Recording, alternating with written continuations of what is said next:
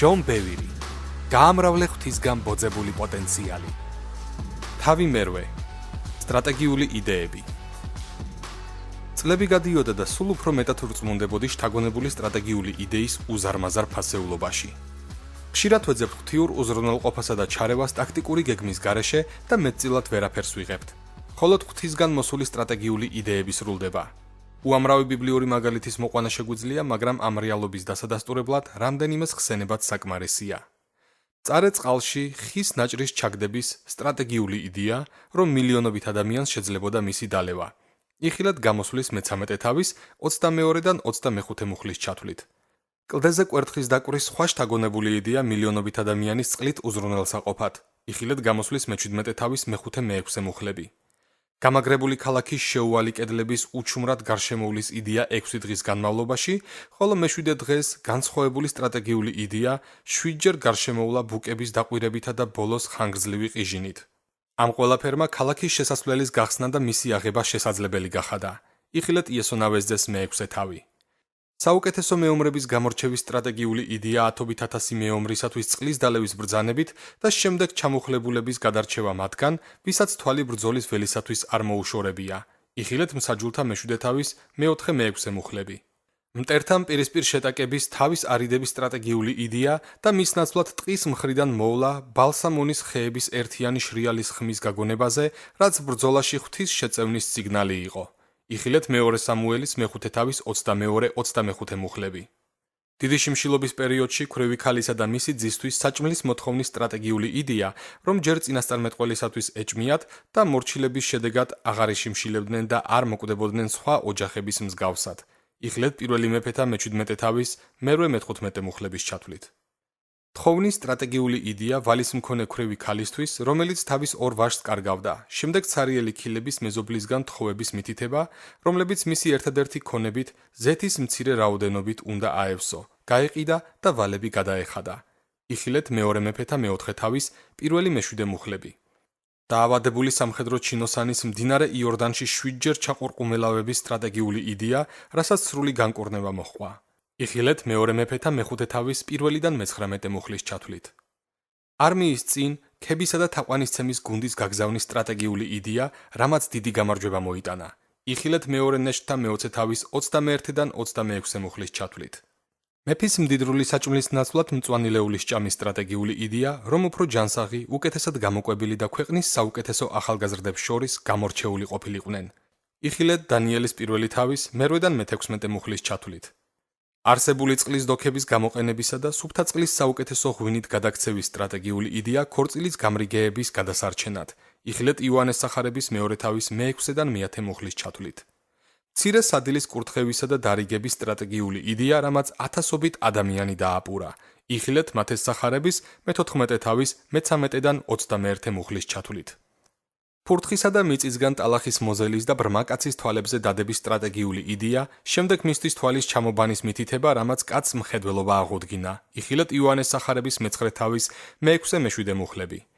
ჩასაძირად განწირულ გემზე დარჩენის სტრატეგიული იდეა სიცოცხლის გადასარჩენად. იხილეთ საქმეების 27 თავის 21-დან 44 მუხლის ჩათვლით.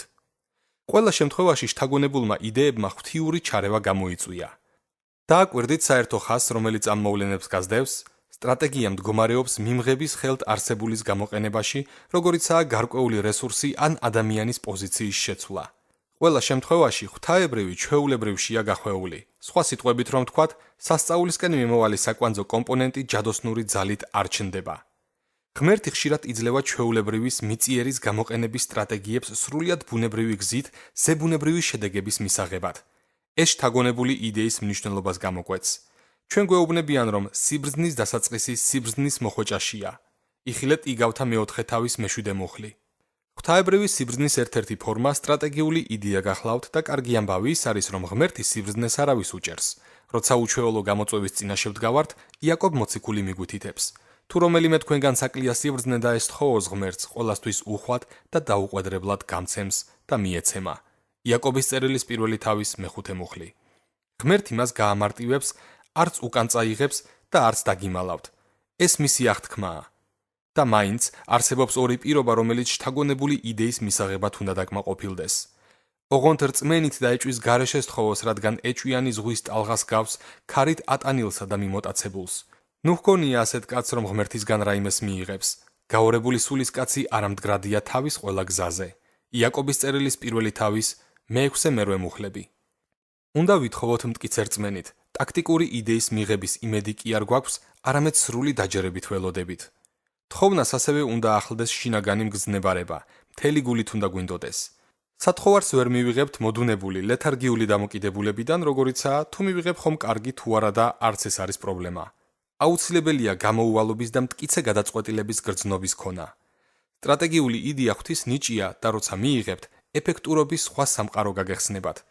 იგი გამრავლების ძალას გვაძლევს. შთაგონებული სტრატეგიული იდეა.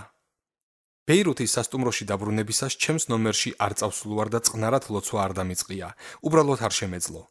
თავში ფიქრები არ მომდიოდა, იდეებისგან დავიცალე და ვიცოდი, რომ საჭიროების მქონე და მწყურვალი პასტორებისათვის რესურსების მიწოდების პასუხისმგებლობა მეკისრებოდა. სასტუმროს ნომრებში ხმამაღალი ლოცვის ჩვეულება არ მქონია, მაგრამ გულწრფელად ვიტყვი, რომ იმ დღეს ვინმეს აზრი არ მაღელვებდა. სასოწარკვეთილი ღაღადივთ თხოვე სტრატეგიის სიბრძნის მიღება ჩვენი ეფექტურობის გასამრავლებლად. გაძლიერებული ლოცვის შემდეგ ჩემი გულის სიმშვიდე მაავსო. ვიცოდი, რომ ჩემი თხოვნა შეისმინეს და შვება მოვიდა. ახლა დარწმუნებული ვიყავი, რომ პასუხი არ დააყოვნებდა. მადლიერება გადმოიღვარა ჩემი შინაგანი კაცისგან, თუმცა ჯერ კიდევ არ მქონა სტრატეგიული იდეა ან გეგმა. რამდენიმე დღის შემდეგ აზრი მომივიდა. უამრავ დროს, ფულსა და ენერგიას ვხარჯავთ და წიგნებს ვარიგებთ, მაგრამ თითო ლიდერი მხოლოდ ერთ რომელიმე წიგნს იღებს. რატომ არ უნდა გავაკეთოთ ის, რასაც წლების წინ ვაკეთებდით?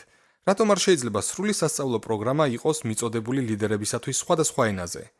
ამით ჩვენს ნაყოფიერებას ძალიან გავზრდით. მაინც დიდი გამოწვევის წინაშე ვიდექით. როგორ უნდა დაუბეჭდოთ და დავარიგოთ ამდენი მასალა?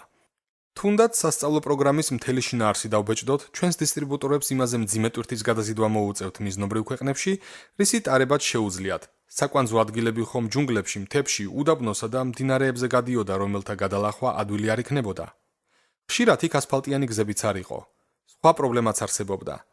ქრისტიანობისადმი მტრულად განწყობილ ერებში ჩვენს კურიერებს ადვილად ამოიცნობდნენ მოწინააღმდეგე მთავრობები და მასალას კონფისკაციას დაექვემდებარებოდა. მეტი ლოცვისა და ანალიზის შემდეგ მომივიდა სრული პროგრამის DVD-ROM-ზე განთავსების იდეა. ამ გეგმას თან მოჰყვა კითხვები.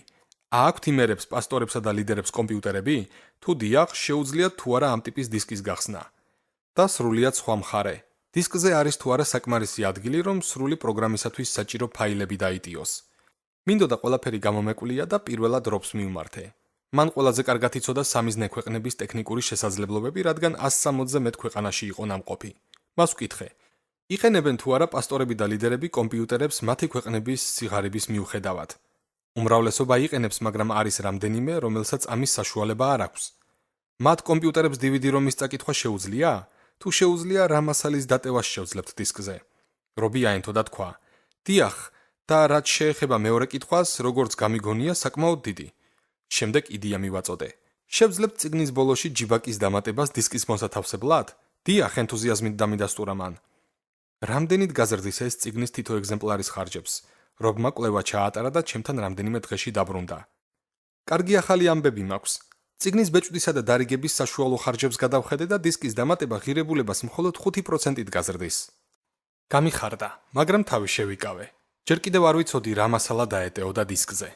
ახლა კი მართლაც კარგი ამბავე, მითხრა რობმა. დისკზე არა მარტო მთლიანი პროგრამის დატევას შევძლებთ, არამედ აუდიო წიგნისაც, ორ სხვა სამ წიგნს, ახალ აღთქმასა და PDF ფაილებსაც განვათავსებთ. ცირედით მაინც რომ აღგიწეროთ ჩვენი მდგომარეობა, ვიტყვი რომ ვზეიმობდით და ენერგიით ავივსეთ. ამან სხვა სტრატეგიული დიამდე მიგვიყვანა. ვიმეორებ რომ სამიზნე ერების ტექნიკურ შესაძლებლობებზე ვიყავით დამოკიდებული. მე ვიკითხე, ამ ერების უმეტესობას აქვს ინტერნეტთან წვდომა? უმრავლესობას აქვს, მიპასუხა რობმა. რა იქნება რომ ვებგვერდი დავამუშაოთ, სადაც ყველა თარგმნილი მასალა იქნება განთავსებული? ისეთი სახელი დავარქვათ, რომ ქრისტიანულ გვერდად არ იყოს აღქმული, ასე მოწინააღმდეგე მთავრობები არ დაბლოკავენ.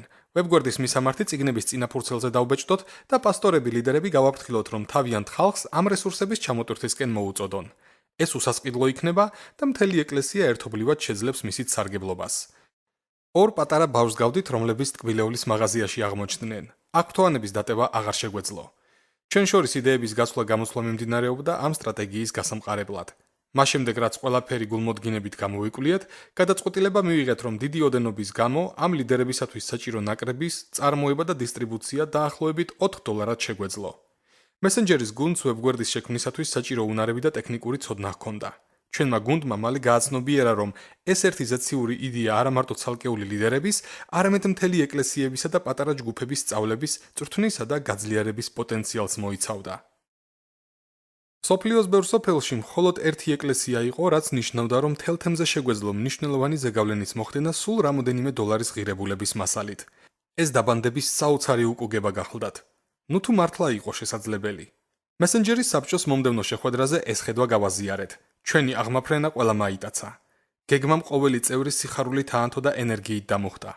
მგზნებარებით განვაცხადე. მნიშვნელობა არ აქვს ამას 10 წელი დასჭირდება 20 თუ მეტი. გვინდა ამ პლანეტის ყველა ლიდერს მივწვდეთ და დავეხმაროთ ღვთისგან მონდობილი რესურსების მიღებაში. ერთი თვის შემდეგ ერთმა ტექსასელმა ბიზნესმენმა ოფისში დარეიკა. მან 15 წუთიანი შეხვედრა გთხოვა მედალიზას. ის და მისი მეუღლე კოლორადოში ჩამოფრინდნენ. შეხვედრაზე კაცს ქვითინი აუტყდა და ცრემლების ზღვრით და კანკალით გვითხრა. ვიცი, რასაც აკეთებთ. ვიცი, რომ შორეული ქვეყნების პასტორების გაძლიერება გინდა თქვენი რესურსებით. მინდა რომ ამის მონაწილე გავხდე. ამის შემდეგ ჩეკი მოაცურა მაგიდაზე. კინაღამ სკამიდან გადმოვარდი, როცა მასზე $750,000 ამოვიკითხე. მომდევნო რამოდენიმე თვის განმავლობაში ვებგვერდი დავამუშავეთ და გულმოდგინეთ ვიშრომეთ ლიდერების ნაკრების გეგმის შესატანად მსოფლიოს სხვადასხვა ქვეყანასა თუ რეგიონში. ჩვენს თავზე ვიღებდით წიგნის მასალის ნებისმიერ ენაზე თარგმნის ერთჯერად ხარჯებს, შესაბამისი სასწავლო პროგრამითა და დისკზე დასამატებელი წიგნებით ვრთ. როგმა მრავალ ენაზე საუკეთესო მთარგმნელთა გუნდი დაიქირავა. ორმა უხმა შემოწირულობამ, რომელმაც $1,000,000 გადააჭარბა, პირველი წლის კაპიტალისათვის საჭირო ხარჯები დაფარა. გუნდის შექმნის იდეა. ამ მომენტისთვის დროში უკან დავეხიოთ და 2011 წელს დავუბრუნდეთ, როცა 250,000 წიგნის დარიგების გადაწყვეტილება მივიღეთ. ორი დიდი შემოწირულობა ჯერ არ მოსულიყო და მიხარია, რომ ასე მოხდა, რადგან ფონდების ნაკლებობა ყოველ დილით სტრატეგიის მისაღებად ღვთის ძიების კატალიზატორად იქცა. გეგმა გვჭირდებოდა ამ ხედვის გასავრცელებლად და საბოლოოდ მამაკაცებისა და ქალებისგან შემდგარი უზარმაზარი გუნდის ჩამოსაყალიბებლად, რომლებიც შემოწირულობის გაცემის ნიშს გამოიყენებდნენ ამ მასიური წამოწყების უზრუნველსაყოფად. ეს შესაძლებლობას მოგცემდა, რომ ყველა პასტორი და ლიდერი რესურსებით მოგვემარაგებინა მათი ენის, ადგილმდებარეობისა და ფინანსური მდგომარეობის მიუხედავად. რამდენიმე დილის ლოცვის შემდეგ სულიწმინდამ გულში მითხრა: შვილო, გოლფისადმი სიყვარულით გიცნობენ. გამოიყენე ის შესაგროვებლად. მე მოვიზიდავ საჭირო მამაკაცებსა და ქალებს, რომ გუნდი შექმნა მისიის დასაფინანსებლად. აზრები მაშინვე მიუმართე ფაქტისკენ, რომ კოლორადო სპრინგსში ქვეყნის მასშტაბით უმშვენიერესი სასტუმროები ჰქონდა. ბროდმურში ისიც იყო გოლფის 2 ჩემპიონატი ჩატარდა. ამრიგად ედისონს და ლიზას ჩემი გეგმა გავაცანი. მათ მომისმინეს და მკითხეს: ეს როდის უნდა გავაკეთოთ? მოდი ამ ზაფხულს გავაკეთოთ, უპასუხე მე. ვღელავდით, რომ ამ საქმის სრულიად მოგვარებისათვის დრო არ გვეყოფოდა. იყო თუ არა სასტუმროში საკმარისი რაოდენობით ნომრები, რომლებიც კარგა ხანია 5 ვარსკვლავიან, 5 ბრილიანტის მქონე სასტუმროდ ითვლებოდა მსოფლიოს მასშტაბით? აქ ნომრებს წლებით ადრე ჯავშნიდნენ, ჩვენ კი პიკური სეზონის დაქირავება გვინდოდა. კიდევ ერთი საფიქრალი. იქნებ ჩვენს პოტენციურ სტუმრებს უკვე შედგენილი ჰქონდათ ზაფხულის გეგმები. ჩემმა ვაჟმა ინიციატივა თავის ხელში აიღო და რამდენიმე დღეში ახალი ამბებით დაბრუნდა. მამა სასტუმროში მთელი ზაფხული წინასწარ დაიჯავშნა 1 კვირის გარდა. დაახლოებით 100 ნომრის დაჯავშნა შეგვიძლია და ისე მოხდა, რომ შენ და დედა ამ დროს სახლში ხართ. მოდი დავჯავშნოთ, ყოყმანის გარეშე ვთქვი მე. მან გამაფრთხილა. კონტრაქტს უნდა მოვაწეროთ ხელი, ვალდებულება უნდა ავიღოთ. შევძლებთ ყველა ნომრის შევსებას. და მეც ამოვთქვი. ოთახებს შევავსებთ. ამ საკითხზე ბევრი ფიქრი არ მინდოდა, რომ გეგმაზე უარი არ მეთქვა. ვიცოდი, რომ შტატებში უამრავი ეკლესია და ბიზნესმენი იყო, რომლებიც ჩვენს ძალისხმევას მხარს დაუჭერდნენ. ყველას დავურეკე, ვინც გამახსენდა და პრაქტიკულად ყველა ხალისით დამთანხმდა მონაწილეობის მიღებაზე. რამდენიმე თვის განმავლობაში საკმარისი წყვილები მოვაგროვეთ შეპირებული ნომრების შესავსებად. დაგეგმვისას ჩვენმა გუნდმა გადაწყვიტა, რომ მხოლოდ გოლფის ტურნირი კი არ ჩაგვეტარებინა, არამედ სრულ მასშტაბიან მოვლენად და დასამახსოვრებელ განცდად გვექცია. ყველაფერი აღმატებულად და გამიზნულად უნდა გაგვეკეთებინა, რომ მონაწილეობა სახალისო ყოფილიყო იმ წყვილებისთვისაც, რომლებიც გოლფს არ თამაშობდნენ. ლიზა ქალებისთვის განკუთვნილ სპეციალურ შეხვედრებს გაუძღვებოდა. დასასრულს ყოველ წყვილს ტკბილეულითა და საჩუქრებით სავსე კალათებს მივართმევდით.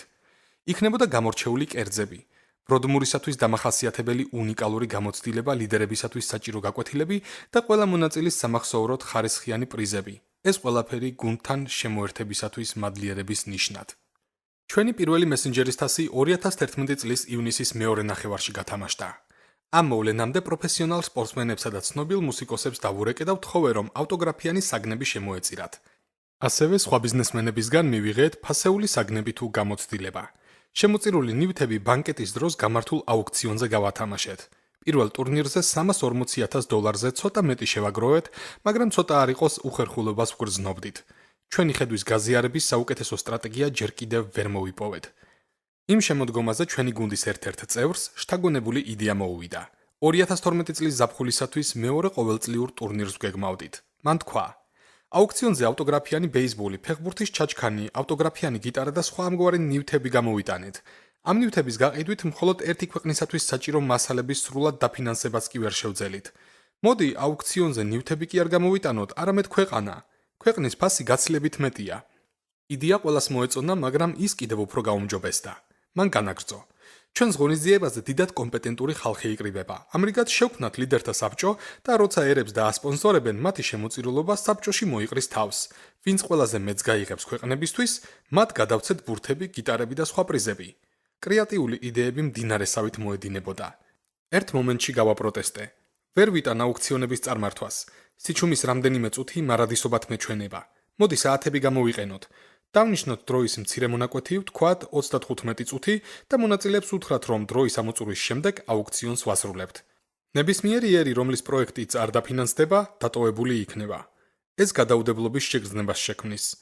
ახლა ნებამომეცით მოკლედ განმარტო პროექტის რაობა. ის ორ რამეს მოიცავს. პირველი, ლიდერის ნაკრების ყველა ბეჭდური აუდიო და ვიდეო მასალის თარგმნა და განმარტება, რომელიც ერთ კონკრეტულ ენაზე $17,500 ჯდება. მეორე, გახლავთ ერთი ერისათვის განკუთვნილი წიგნების ან ლიდერის ნაკრების წარმოებისა და დისტრიბუციის ღირებულება. ნებისმიერ ქვეყანაში დაახლოებით 500-დან 40,000-მდე ლიდერი შეიძლება იყოს. ქვეყნების უმეტესობაში საშუალოდ 5,000-დან 10,000-მდე ლიდერი გახლდათ და ხარჯებიც 20,000-დან 40,000-მდე მერყეობდა. შემდგომ შეკრებებზე გუნდის წევრებისგან უფრო მეტი იდეა მოვიდა გამოცდილების, გამდიდრების, ხედვის გადაცემისა და მეორე ტურნირის ჩატარების კუთხით. იმ წელს აუქციონზე დაპირებული შემოწირულობების გაორმაგების მოწმე გავხდით. დანიშნული დროის ფარგლებში 50-ზე მეტი პროექტი სრულად დაფინანსდა. ჩვენი ჩანაფიქრით ძალას იკრებდა და ერთი წლის შემდეგ მესენჯერის თასის მესამე ტურნირზე $1,3 მილიონი მობილიზება შევძელით გაცილებით მეტი პროექტისთვის. ყოველ წელს იზრდებოდა რესურსებზე მოთხოვნა. რობს სულ უფრო მეტი ქვეყანა უგზავნიდა თავის წარმომადგენლებს და თავიანთი ხალხისათვის რესურსებს ითხოვდნენ. საბოლოოდ პროექტების რაოდენობამ 100 გადააჭარბა და მესენჯერის თასის მეშვიდე წლისდღეზე 140 პროექტს ვაფინანსებდით $2 მილიონზე მეტი შემოწირულობით. მე-9 წელს თითქმის $3 მილიონი შემოწირულობის მოწმე გავხდით, რამაც 200 პროექტის ხარჯები სრულად დაფარა. წინამდებარე წიგნის გამოშვების დროისათვის 2020 წლის მეორე ნახევარში მესენჯერის თასის გუნდმა 100 ქვეყნის პასტორებსა და ლიდერებს 30 მილიონზე მეტი რესურსი დაურიგა 120-ზე მეტ ენაზე. მთელი ამ დროის განმავლობაში ყველანი შთაგონებული ვიყავით ჩემი ერთ-ერთი გმირის ენდრიუ კარნეგის მიერ. იგი ისტორიაში ერთ-ერთი ყველაზე ცნობილი ფილანტროპია, რომელმაც ქონების უმეტესი ნაწილი გასცა. კარნეგიმ დღევანდელი კურსით მილიარდობით $, გაიღო საქველმოქმედო საქმიანობისთვის. ამ თანხის დიდი ნაწილი საჯარო ბიბლიოთეკების მშენებლობას მოხმარდა.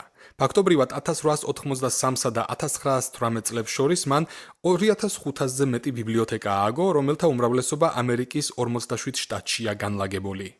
ნებამომეცით დამაფიქრებელი კითხვა დაგისვათ. დაახლოებით რა დროიდან გახდა შეერთებული შტატები მსოფლიოში ანგარიშგასაწევი ძალა? ეს იყო 1883-სა და 1925 წლებს შორის პერიოდში, დროის ზუსტად იმ ფარგლებში, როცა კარნეგი ბიბლიოთეკებს აგებდა. დარწმუნებული ვარ, რომ ხალხისთვის მისაწვდომმა ცოდნამ თავისი წვლილი შეიტანა ამერიკის მსოფლიო ლიდერად წამოწევის საქმეში. ეს პრინციპი სულიერ ცოდნასაც მიესადაგება. ღმერთი ამბობს: ცოდნის უქონლობის გამო იღუპება ჩემი ხალხი, ოსიას მე-4 თავის მე-6 მუხლი. ტყვეობაში წავა ჩემი ხალხი უმეცრების გამო, ესაიას მე-5 თავის მე-13 მუხლი. მსახურების მრავალი წლის შემდეგ ცხადი გახდა, რომ სოფლისა თუ ქალაქის გარდაქმნის ყველაზე ეფექტური გზა ეკლესიის აშენება არ გახლავთ. ამით ადგილობრივი ლიდერები ჩვენზე დამოკიდებულები ხდებიან. გაცილებით მეტ ნაყოფს მოვიტანთ თუ ადგილობრივ წინამძღოლებს სულიერ ცოდნას მივაწვდით, რომელიც მათ მშობლიურ სოფელზე, დაბასა თუ ქალაქზე ზეგავლენის მოხდენის ძალას მისცემს. ასეთი ცოდნა ზრდისა და მუშაობის შენარჩუნებისთვის საჭირო რწმენის წარმოქმნაში დაგეხმარებათ, რაც საჭიროების შემთხვევაში შენობებსა და სხვა რესურსებსაც მოიცავს. რესურსებთან დაკავშირებული სტრატეგიული ინიციატივის შემთხვევაში საოცარი რეალობა ის გახლდათ, რომ საეკლესიო შენობა ათობით ათასი დოლარი დაჯდებოდა. ლიდერების ნაკრები, რომელიც ასეულობით დოლარის რესურსს იტევს, მისი მხოლოდ რაღაც ნაწილი ჯდება.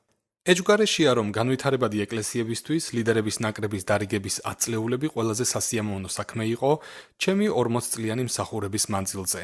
მიყვარს იმ მამაკაცებისა და ქალებისგან შემდგარი გუნდის წევრად ყოფნა, რომლებსაც ერების დამოწაფების წყურვილი და ხედვა აერთიანებთ. იხილეთ მათ ეს სახარების 22 თავის მე-19 მუხლები. გაერთიანებით გაცილებით მეტი გავაკეთეთ, ვიდრე თითეული ჩვენგანი მარტო შეძლებდა.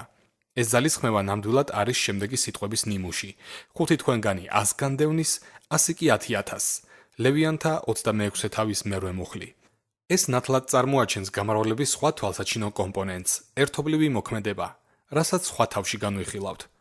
ჩვენი ერთიანი ღაღადი თავს იყრის იესოს ამიგავში.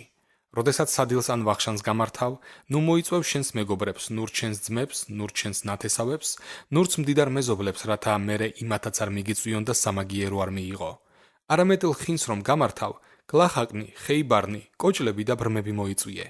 ნეტარი იქნები, რადგან მათ არაფრით აქვთ სანაცვლო რომ მოგიზღან, ამიტომ მართალთა აღდგომისას მოგეზღვება. ლუკას სახარების მე-14 თავის მე-12-დან მე-14 მუხლის ჩათვლით. შესაძლოა ის ლიდერები, რომლებშიც დავთესეთ, არ იყვნენ ხეიბრები, კოჭლები ან ბრმები, მაგრამ ამიგავთან მთავარი კავშირია სანაცვლო საზღაურის შეუძლებლობა. თუ ამერიკის ეკლესიას ან კონფერენციას მოემსახურები, მადლობას მიხდიან Messenger International-ისთვის ჰონორარის გადახდით ან შესაწირის გადმოცემით. იმ ერების ლიდერებს, სადაც ჩვენ ვაბანდებთ, არ შეუძლიათ ამის გაკეთება. გუნდის ყველა წევრი, ბიზნესის სფეროს გამღებები, ეკლესიის ლიდერები და ჩვენი მესენჯერის შტატი აცნობიერებს, რომ დიდი პატივი გხვდა წილად. გაღება სანაცვლო კომპენსაციის გარეშე იმ ადამიანებისგან, რომლებსაც ვეხმარებით. რამდენიმე წლის წინ მე და ლიზა სომხეთის ქალაქ ერევანში გავემგზავრეთ, სადაც კონფერენციაზე მთელი ახლო აღმოსავლეთის ათასობით ლიდერი ჩამოვიდა. იქ ყოფნისას ცალკე დარბაზში შევიკრიბეთ ირანელი, ავღანელი, სირიელი და ანალოგიური ქვეყნების პასტორები. გადაღება დაუშვებელი იყო და მათი ვინაობაც საიდუმლოდ უნდა დარჩენილიყო. ღვთისთან დასწრება ძალუმათი გრძნობოდა და ჩემთვის ვფიქრობდი, ამ ლიდერებმა უნდა ილაპარაკონ ნაცვლად იმისა, რომ მე და ლიზა გამოვიდეთ მათ წინაშე. ერთ მომენტში კიდეც ვთქვი, ყველა თქვენგანი მე და ლიზას გმირებად მიგვიჩნევთ. ჩვენ არა ვართ გმირები, არამედ ის ბიზნესმენები და ეკლესიები, რომლებმაც მილიონობით დოლარი გაიღეს ამ რესურსებით თქვენს საკურთხებლად. სწორედ ისინი არიან ნამდვილი გმირები. ამ დროს ყველას გული აგვიჩუყდა და ვიტირეთ. შეკრების შემდეგ ერთმა ირანელმა პასტორმა გკითხა, როგორ შეუძლიათ ადამიანებს ამხელა თანხების გაღება მათთვის, ვინც თვალით არასდროს უნახავთ. ჩემი პასუხი მეტისმეტად უბრალო იყო, მაგრამ ჭეშმარიტი. მათ გულებში ღვთის სიყვარულია და კიდევ ერთხელ გადმოიღვარა ცრემლები. უფრო მეტი გამრავლება. 2019 წელს გავაცნობიერეთ, რომ ჩვენს ვებგვერდს, რომლითაც რესურსების დარიგებას ვახორციელებდით, გარკვეული შეზღუდვები ჰქონდა. ის გამოსადეგი იყო 2011 წლისთვის, როცა დავიწყეთ, მაგრამ ახლა გამოსაყენებლად მოუხერხებელი და შეზღუდული გვეჩვენებოდა. მაგალითად, smartphone-ებიდან ძალიან ძნელი იყო გვერდზე ნავიგაცია. მე, ლიზა და ჩვენი გუნდის ბევრი წევრი ღარიბ და შეჭირვებულ ქვეყნებში დავდიოდით. შეუძლებელი იყო არ შეგვენიშნა, რომ კარვებში, ალეზის სახლებსა თუ ფანერის ქოხებში მცხოვრებ ადამიანთა უმეტესობას რაიმე სახის smartphone მაინც ჰქონდა. გამოთვლილია, რომ 2020 წლისათვის 5 მილიარდ ადამიანზე მეტ smartphone ექნება. უამრავი მოგზაურობის შემდეგ ცხადი გახდა, რომ პლანეტაზე ყველა ადამიანთან კონტაქტი შესაძლებელი იქნებოდა ონლაინ კომუნიკაციით და იქნებ ახლაც არის. ვიგრძენი, რომ სხვა რამეების გარდა ისტორიაში კიდევ ერთხელ გამოვცადეთ რომაული გზების მომენტი. მოდი მოკლედ აგეხსნით. წმინდა წერილი ამბობს: როცა მოვიდა სისრულე დროისა, მოავლინა ღმერთმა თავისი ძე. გალატელთა 4:4. დროის სისრულეში ბევრი რამ იგულისხმება. მისი ერთ-ერთი მნიშვნელოვანი ელემენტი გვეუბნება, რომ სახარება იმ დროისათვის ცნობილ ქვეყნიერებას მოიცავდა. ძველი წელთაღრიცხვით 312 წელს რომაელებმა გზების ქსელის და სანაოსნო მარშრუტების განვითარება დაიწყეს იმ დროისათვის ცნობილ მსოფლიოში. როცა იესომ თქვა, წადით მთელს ქვეყნიერებაზე, გზები უკვე დაგებული გახლდათ. ამან მაშინდელ მსოფლიოში ღვთის სიტყვის სწრაფად გავრცელება განაპირობა. დარწმუნებული ვარ, დროის სისრულე ისევ მოვიდა, რომ გზა მოუმზადოს იესოს მეორედ მოსვლას, ინტერნეტი თანამედროვე რომაულ გზას წარმოადგენს. ახლა ღვთის სიტყვის მთელ მსოფლიოში გავრცელების შესაძლებლობა გვაქვს ყველა ერის დასამოწაფებლად. ჩვენმა გუნდმა იცოდა რა ეს, დაიწყო ლოცვა, ოცნება და სტრატეგიის დასახვა. თვეების ძიების შემდეგ პროექტი შევუკვეთეთ აპლიკაციებისა და ვებგვერდების დამამზადებელ ერთ-ერთ საუკეთესო კომპანიას შეერთებულ შტატებში. ავაგეთ დამოწაფების პლატფორმა, რომელიც იყო მძლავრი, მულტიფუნქციური და ადვილად გამოყენებადი iPhone-ების, Android-ების, ტაბლეტებისა და კომპიუტერებისთვის. გადავწყვიტეთ ყველაზე დახვეწილი პლატფორმის შექმნა თანამედროვე ტექნოლოგიების გათვალისწინებით. საუკეთესო შედეგების მისაღებად ყველგან გვჭირდებოდა ეკლესიის ლიდერები, მაგრამ ყველაზე მეტად შეჭირვებულ ერებში. თვალსაჩინო რეალობა ის გახლავთ, რომ ახლა მილიონობით მომხმარებელი ყავს 227 ქვეყნიდან და სხვადასხვა ტერიტორიებიდან, რომლებიც ამ პლატფორმაზე განთავსებული წიგნებით, სასწავლო კურსებით და დამოწაფების სხვა იარაღებით სწავლობენ. გარკვეული დროის შემდეგ გამრავლების დამატებით გზებზე ფიქრი დავიწყეთ. ჩვენი ვებგვერდის ეფექტურობის გასაზრდელად, სხვა ცნობილი მასწავლებლების სტუმრად მოწვევა გადავწყვიტეთ, რომელთაც გამორჩეული და ცხოვრების გარდამქმნელი სიტყვა ჰქონდათ. ახლა მთელი მსოფლიოს ლიდერებს შეუძლიათ თავიანთი კომპიუტერების, ტაბლეტების ან ტელეფონების ერთი ენაზე დამოწაფების, პატარა ჯგუფისა თუ ეკლესიებისთვის გამოყენება. ამან არა მარტო გაამრავლა პლატფორმის ეფექტურობა, არამედ ბევრად გაუსწრო ფიზიკური წიგნის შესაძლებლობებს და მომავალი თაობებისთვისაც მისაღები გახდა. რა მოხდებოდა მედალიზას წიგნების წერა რომ არ დაგვეწყო, ან ბესტსელერების ავტორობით რომ დაუკმაყოფილებულიყავით და სასწავლო პროგრამის შემუშავება არ გადაგვეწყვიტა. ჩვენი გუნდი მხოლოდ ინგლისურენოვანი ცალკეული ადამიანებითა და ეკლესიებით რომ დაკმაყოფილებულიყო. რა იქნებოდა ჩვენს შტატს რომ არ მოსურვებოდა მთელი ენერგიის ჩადება ამერიკის ყველა შტატიდან გუნდის შეკრებაზე ბროდმურში. ყველა ეს დონე გამოწვევების წინაშე გვაყენებდა, რომლებიც დიდ დაძაბულობას წარმოშობდა და გამოდმებით ღვთის მადლზე დამოკიდებულს გვხვდიდა. ყოველ შემდგომ საფეხურზე უფრო ადვილი ხდებოდა ერთ ადგილზე გაჩერება და სხვების სამსახურში უფრო მეტი ეფექტურობის მიღწევისათვის ძალისხმევაზე უარის თქმა.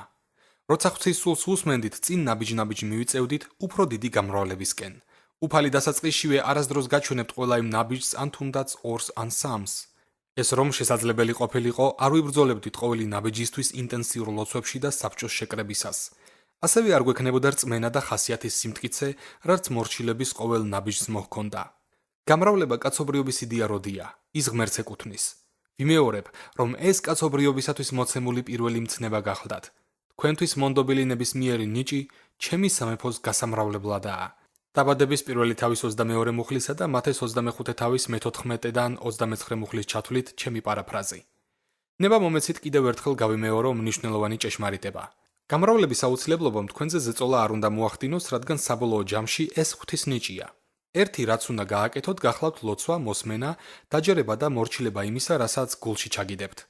დასკვნა, იგი წაგიძღვებათ გამრავლების საქმეში. შეიძლება იფიქროთ, ჩემი გული შეიძრა მოწმობით, რომელიც ბოლოს ამ თავში გადმოეცით, მაგრამ მე ახალგაზრდა დედა, სტუდენტი, პროფესიონალი სპორტსმენი ან დაქირავებული თანამშრომელი ვარ. როგორ შევძლებ სამეფოს გამრავლებას?